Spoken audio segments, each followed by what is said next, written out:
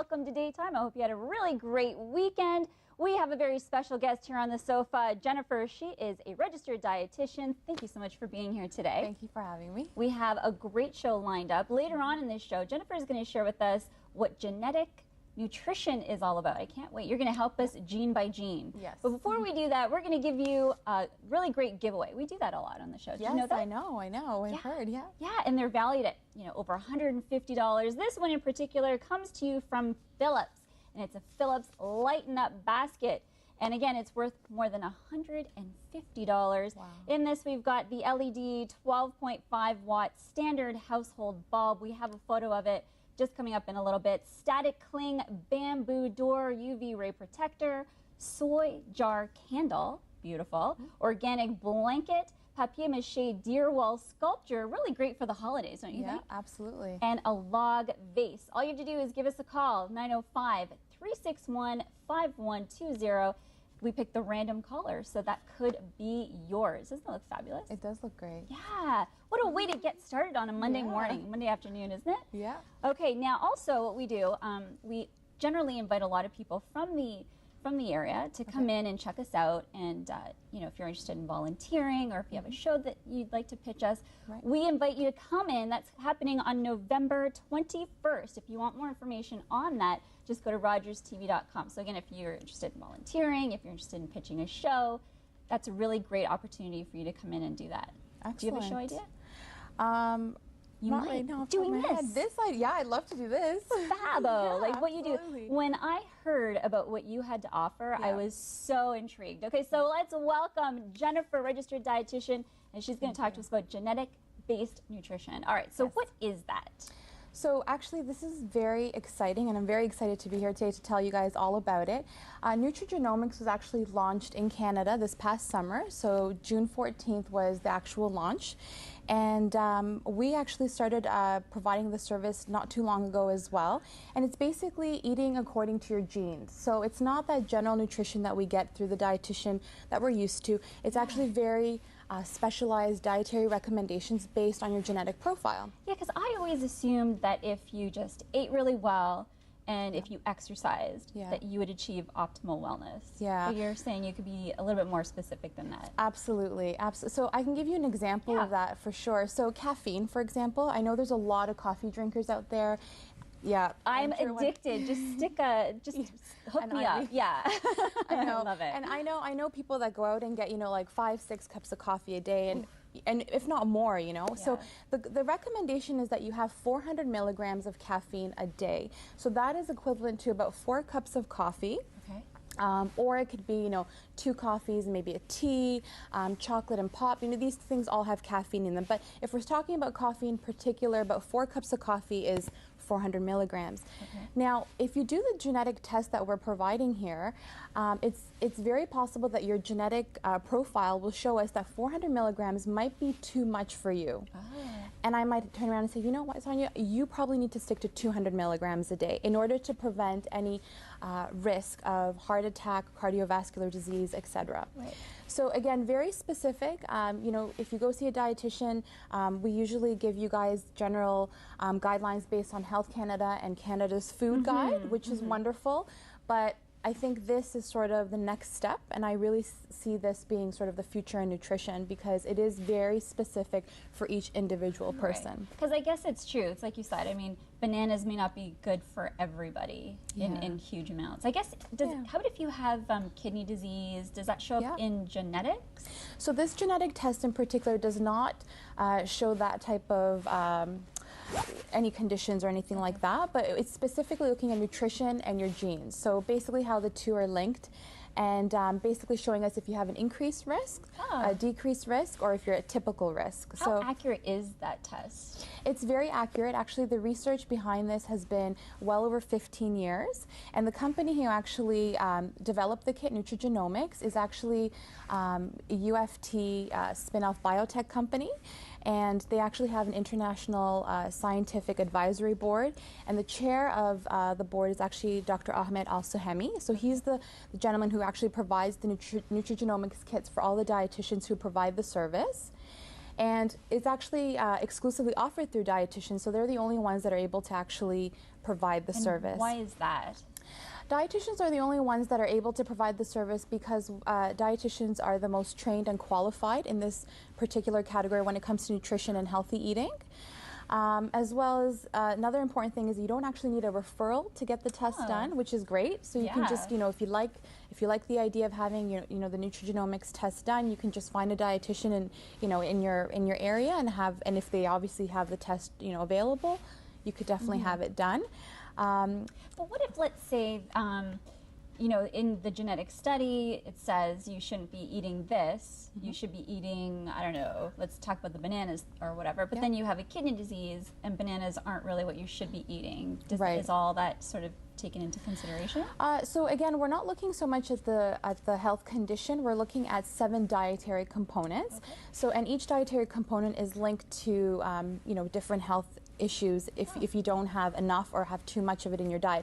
So the 7 dietary components, and we'll get into it in more detail later for sure, but I'll just let you know briefly. So it's vitamin C, folate, omega-3 fatty acids, saturated fats, whole grains, caffeine and sodium. So these are the 7 categories that the test looks at.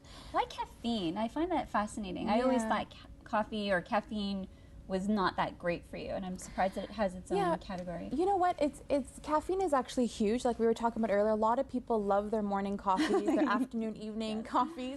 So it's definitely an area that they wanted to focus on. There's a lot of research behind it as well when it comes to caffeine, whether it can be beneficial for you or detrimental to your health. So you can sort of be on either side of the coin, and it would be great to know. I mean, wouldn't you think if you're a coffee drinker, you'd want to know if you're benefiting or... Can I be honest with you? Even if you told me don't drink it, because I have a feeling it's really bad for me anyway, I'd still be drinking it, I think. Oh, okay. Well, isn't that bad? Do you get that a lot? Don't do this, but then you still do it? You know what? It's funny you say that because as a dietitian, a lot of the advice that we do give, sometimes we do get that type of reaction, and it is common, but research has shown that people that receive dietetic counseling based on this test follow through a lot better. So, all right, well, you're going to stick around. After the break, I'm actually going to participate in it, and I have to tell you, I have to spit into something. It might be a little gross, but stick around. I need the support. I'll see you right after the break.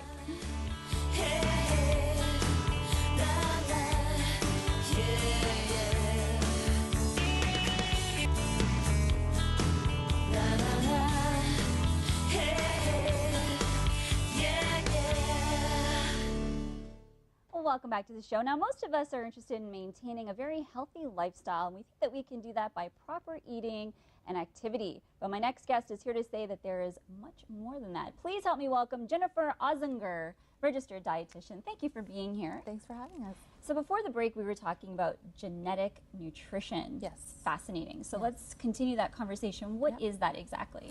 So like we were mentioning earlier, it's basically eating according to your genes. So we're not going to be giving you the general guidelines that most dietitians do. I mean, that's what I've been doing up until now.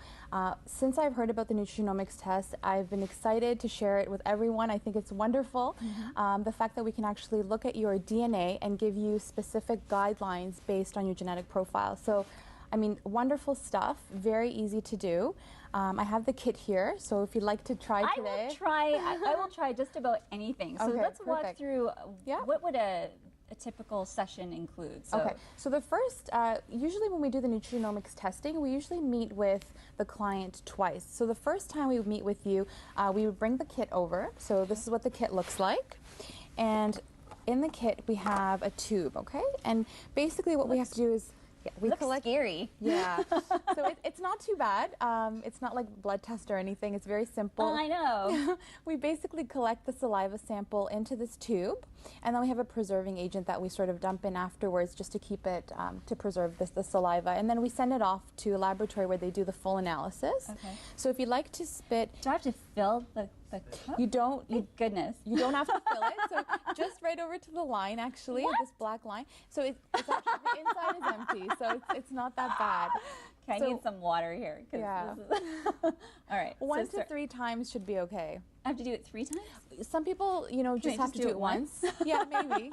Let's see how. Oh boy, I feel like I'm going to the dentist right now. Yeah. Okay. This is not going to be good. Okay, man, this is all I could do. I'm see. sorry. Yeah, that should be okay. Right, no, that should be okay. Sorry about that. I'm so glad you're here to witness this with me. Okay. So we just basically close the top right over here. Okay.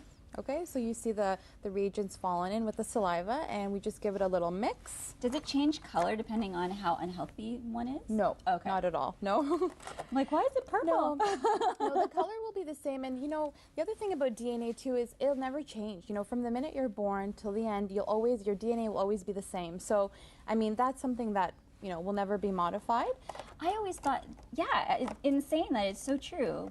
You are who you are, genetically speaking, and I always kind of assume that, you know, you go through fluxes in your health, so things change, but really it's... No, I mean, and you know, a lot of people that do this test say, well, I ate this yesterday, is it going to affect what the test shows? And no, it doesn't. I mean, you can be as healthy or as unhealthy as can be, but the test is, again, strictly based on your genes and how, you know, how it's going to actually affect your diet, essentially, you know, and how we can actually do a specialized dietary regimen for you. So I'm just going to pop off the lid here, and I'll put on this one. And then you send it to a lab. And then, we just put it into this little package, and we send it off to the lab for testing. How long does it normally take for it to get analyzed? That's a great question. So usually it takes about 2 to 4 weeks for us to get the results. And so that would actually go to the lab. And once we get the results, we would meet with you for the second time, and we'd actually go through all 7 dietary components that I mentioned earlier. Right. Can we go through those? Yeah, absolutely. Okay. I actually brought little samples of each too, if you want to go through them. So yes, please. Vitamin C was the first category that we had talked about. So generally, vitamin C, the recommended guideline for women is about 75 milligrams a day, and for men, it's about 90 milligrams a day. Higher. Yeah, and usually with vitamin C, we always think of oranges, you know, orange juice. Surprisingly, a red pepper actually has a lot more, even more than double the amount of vitamin C. So about 216 milligrams in one red pepper. So quite significant. And then we have our folate products. So folate, edamame here we have. Just hold it up for you. Actually. Yeah, these are great. Very healthy for a snack, even with dinner. So edamame has close to 400 milligrams. A cup of edamame, about close to 400 milligrams of folate. The guideline is about 400 micrograms, actually. And then we have some sunflower seeds. About a quarter cup of sunflower seeds is about 77 micrograms of folate. So just something else there to keep in mind for folate. So once you do the test and you know, the genetic thing comes back, does it say, all right, well, you shouldn't be eating a lot of vitamin C? Is that what? So essentially, so that's a great question. Essentially what it is, it actually tells you if you have an elevated risk of developing a vitamin C deficiency. Oh, okay. And if you do have a vitamin C deficiency over the long term, it can cause things like, you know, cardiovascular health, diabetes, stroke, that type of thing, cancer. So in order to prevent all these things from happening, it'd be nice to know if you do have the elevated risk. Now, if you do have the elevated risk, it's really important to stick to the guidelines each and every single day. And if you're not getting enough of the vitamin C food, dietary foods in your daily regimen, then it's important to possibly take a vitamin C supplement. Oh, okay. Okay. If you have a typical risk, that means that your body doesn't deplete the vitamin C as quickly. So, I mean, you can technically just have the dietary foods, and if you miss a day or two, it's not going to affect you the same way as a person who has an elevated risk. So you're not looking at if you have, let's say, the vitamin C deficiency now, you're saying if you may or may not be prone to having it. Yep. And then it's preventative. Exactly. And then is there anything else that the test will say? Does it say something like, you know, you should avoid or eat more of or less than in these categories? Yeah, so for vitamin C and folate, obviously it's important to have enough of them in your diet. So it's going to tell you if you need to have more of it in your diet. Things like saturated fats, which are unhealthy fats, you want to have less of them in your diet. Is that general for everybody? That's general for everybody, but it's going to basically you know, tell you that you need to stick to, let's say, 10%, no more than 10% of your total daily caloric intake should be, you know, designated to saturated fats. Other things like caffeine that we talked about, you know, pop, How about the chocolate? What category does that fall under? This falls under caffeine as well. So about 40 grams of chocolate has about 25 milligrams of caffeine in it. So again, if when you do the test, the caffeine category, that's going to tell you if you have an elevated risk or a typical risk of developing cardiovascular diseases or a heart attack based on the amount of caffeine that you have in your diet. So these are just some samples. Like I said, coffee is another big one. Tea, you know, these are all products that have caffeine in them. So what's the last, I guess, point/thought of how this can help you achieve wellness? So like we were saying before, it's probably one of the best ways to obtain nutritional advice that's going to be specific and, you know, very individualized to each and every person. So, you know, I read the newspaper every day and, you know, one day they're saying, you know, broccoli is good for you, and they're saying broccoli is bad for you, and that's confusing for the population. So, and there's a reason for that. It's, you know, it's a sample size that they look at, the research studies, different groups of people. So it's important to have very specific, you know, very specific nutrition advice for everyone. Thank you, Jennifer, so much. Now, up next, we're going to be talking about Movember and other men's health issues. So don't go anywhere. We'll be right back after this.